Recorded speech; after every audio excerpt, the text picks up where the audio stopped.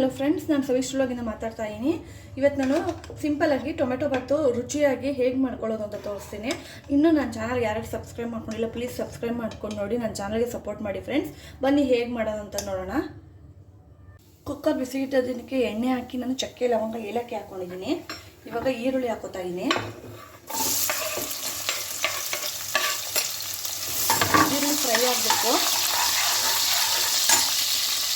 ಶುಂಠಿ ಬೆಳ್ಳುಳ್ಳಿ ಪೇಸ್ಟ್ ಹಾಕೋತಾ ಇದ್ದೀನಿ.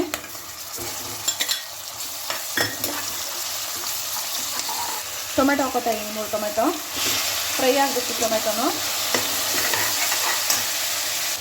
ಕಸೂರಿ ಮೇಥಿ ಹಾಕ್ತಾ ಇದ್ದೀನಿ.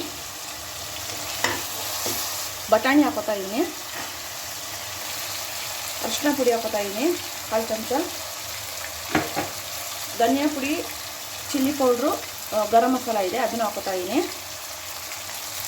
ಎಲ್ಲ ಫ್ರೈ ಆಗಿದೆ. ಇವಾಗ ನಾನು ನೀರು ಹಾಕೋತಾ ಇದ್ದೀನಿ. ನಾನು 1.5 ಗ್ಲಾಸಷ್ಟು ಅಕ್ಕಿ ತೊಗೊಂಡಿದ್ದೆ, 3 ಗ್ಲಾಸಷ್ಟು ಅಕ್ಕಿ ತೊಗೊಂಡಿದ್ದೆ, 3 ಗ್ಲಾಸಷ್ಟು ನೀರು ಹಾಕೊತಾ ಇದ್ದೀನಿ. ಉಪ್ಪು ಹಾಕೋತಾ ಇದ್ದೀನಿ ರುಚಿಗೆ ತಕ್ಕಷ್ಟು. ನೀರು ಕುದಿ ಬರ್ತಿದೆ, ಅಕ್ಕಿ ಹಾಕೋತೀನಿ ಇವಾಗ.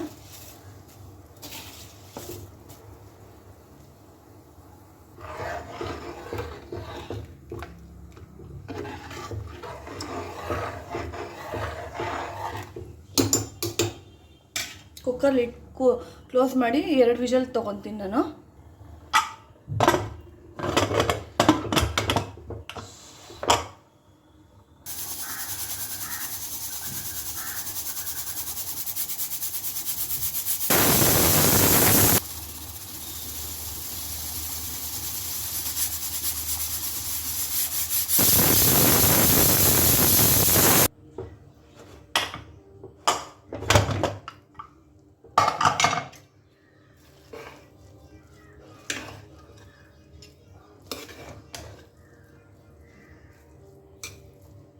ಇಷ್ಟ ಇವತ್ತಿನ ರೆಸಿಪಿ ಫ್ರೆಂಡ್ಸ್.